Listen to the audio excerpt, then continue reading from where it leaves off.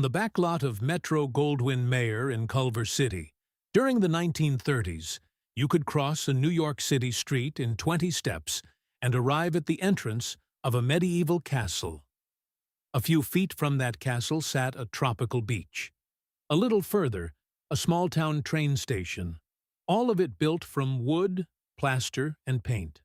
All of it designed to last exactly as long as it took a camera to record it. Those sets were the visible heart of something far larger.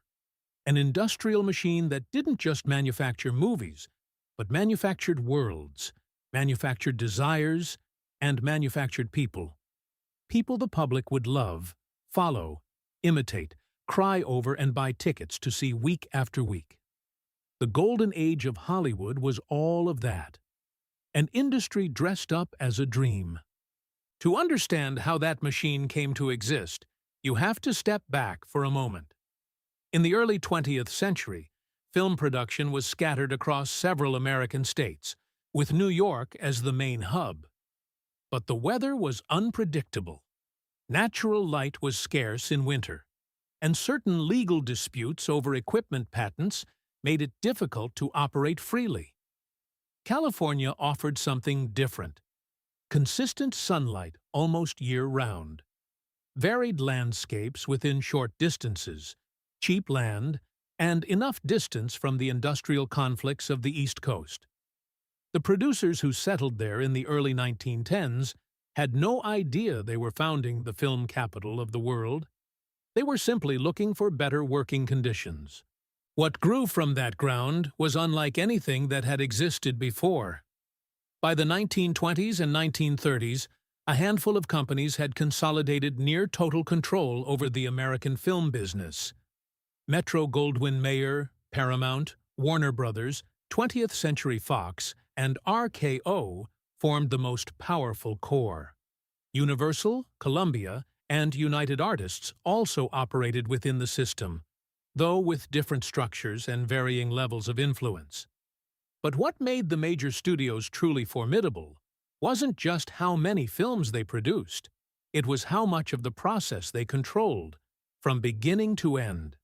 That was called vertical integration, and it was the backbone of the whole system. A major studio didn't just make movies.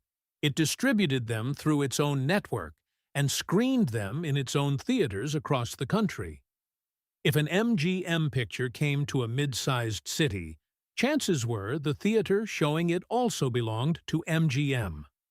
That meant the money audiences spent traveled almost entirely through the same company's hands. It also meant that smaller studios and independent producers faced enormous obstacles getting their films into theaters that weren't already spoken for.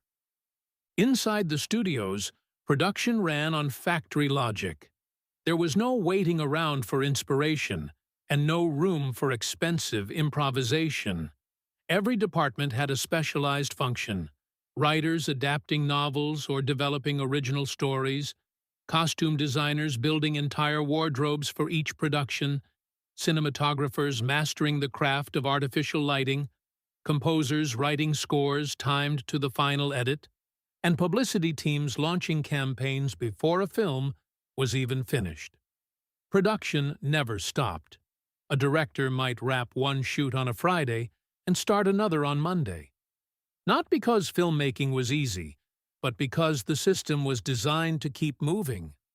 All of that required workers tied to the studio, and that's where the long-term contract system came in. An actor might sign a 7-year deal with MGM or Paramount. A director could spend decades at the same studio. A screenwriter might deliver several projects a year without knowing which ones would carry their name. Those contracts provided financial security, but they also placed strict limits on creative freedom. The studio decided what each person worked on, and if a worker refused a project they'd been assigned, they could be suspended without pay until they agreed. It was not a relationship between equals. Within that framework, the manufacturing of stars was both a science and an industry of its own. Talent was the starting point, but it was never enough on its own. An actress who arrived in Hollywood with her real name and her original accent could be transformed, within months, into an entirely different figure. The studio's image departments made decisions about every detail.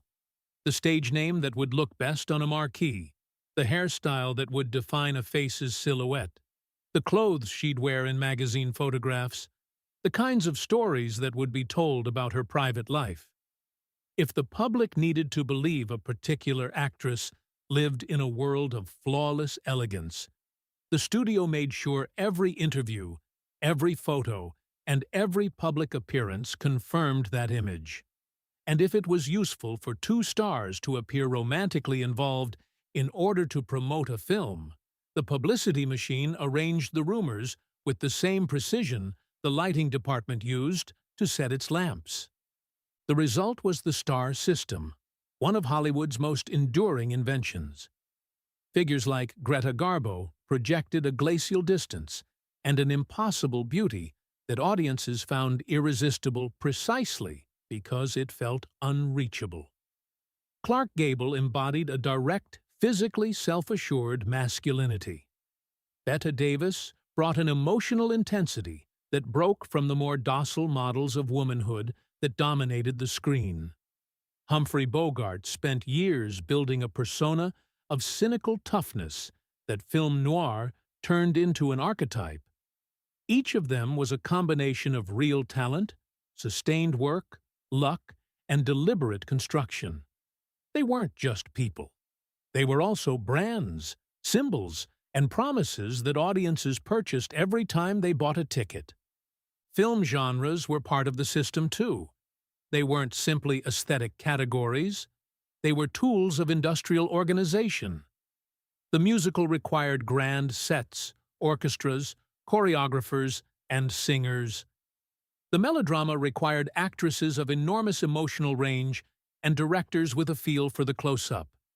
Film noir required high-contrast lighting, fast-talking scripts, and a moral ambiguity that audiences found thrilling. The Western required outdoor locations, horses, and an American mythology that the public already recognized as its own. Each studio developed strengths in certain genres. MGM excelled at large-budget musicals, Universal built a universe of classic horror that we still recognize today, and Warner Brothers found its voice in social drama and noir. The glamour radiating from all of it was not accidental. It was a carefully engineered visual technology. Cinematographers learned to use light to soften features, create halos around hair, and make eyes shine more brightly than they ever did in real life. Makeup was a complex discipline, capable of transforming a face in a matter of hours. Costumes built an idea of elegance or simplicity that reinforced whatever image the studio wanted to project for each star. It was a total illusion, maintained with a level of dedication and investment that audiences rarely saw or imagined. But all that shine carried a cost that never appeared on screen. Many stars lived under constant pressure to maintain the image the studio had built around them. Their personal relationships, their health struggles, their private conflicts were managed or silenced by public relations departments. Actors locked into restrictive contracts could find themselves trapped in roles they didn't want to play, with little power to negotiate or refuse without consequences. Technical workers, screenwriters, and other creative collaborators had even less leverage. Labor conflicts existed, and some of them were serious, and the industry reproduced without question the racial and gender prejudices of the era. Black actors were systematically relegated to secondary or stereotyped roles, and women on screen were expected to conform to very narrow models of acceptable femininity. Part of that restriction came from the Hays Code, a moral self-censorship system adopted by the industry in the early 1930s, and rigorously enforced from 1934 onward. The code laid out what could be shown and what couldn't. Sexuality could only be implied. Violence had to carry visible moral consequences. Crime could not be portrayed as admirable. Certain words were banned. Certain relationships could not be depicted.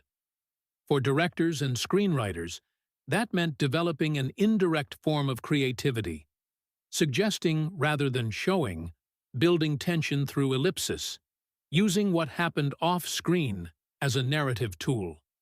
Many of the conventions we associate with classical Hollywood cinema were born not from free aesthetic choice, but from the need to work around moral restrictions with ingenuity. The historical context made the movie's central role even more significant. During the Great Depression, millions of families who could barely afford food scraped together a few coins to go to the movies. In big cities and small towns alike, theaters offered something in short supply everywhere else: warmth, comfort, and the chance to spend 2 hours in a world where the clothes were impeccable, the interiors were luxurious, and conflicts had resolutions. It wasn't escapism in any dismissive sense. It was a genuine need for collective experience and shared imagination. When World War II arrived, Hollywood responded, producing films that framed the war from the American perspective, reinforcing the morale of the home front, and building an image of the conflict that blended propaganda, entertainment, and genuine emotion. That system began to crack toward the end of the 1940s, under pressure from several directions at once. In 1948, the U.S. Supreme Court ruled in an antitrust case that forced the major studios to divest themselves of their theater chains. That decision destroyed the central pillar of vertical integration and eliminated the guarantee that a studio's films would play in its own cinemas. At the same time, television began reaching American households and started competing for the public's leisure time. Audiences shrank. Long-term contracts became less profitable. Stars began negotiating for more independent terms. The system that had operated with near-mechanical efficiency for 2 decades started losing its coherence. What remained, however, was enormous. The Golden Age didn't just leave behind a collection of timeless films. It left a narrative language that still shapes how stories are told on screen. The continuity of classical editing, dramatic clarity, the construction of emotion through the close-up, music that carries what dialogue no longer needs to say. It left the modern idea of the star as a public figure built from talent, industry, and collective desire. It left the understanding that cinema could be art, industry, technology, and mass social experience all at once, and that those 4 things didn't exclude each other. They needed each other. When the sets were struck at the end of a shoot's final day, what remained was always the same: wood, plaster, paint. But something else remained too. Something that didn't come apart so easily. The image of a possible world, held in the memory of everyone who had seen it in a dark theater, having paid a few coins for the chance to imagine things differently.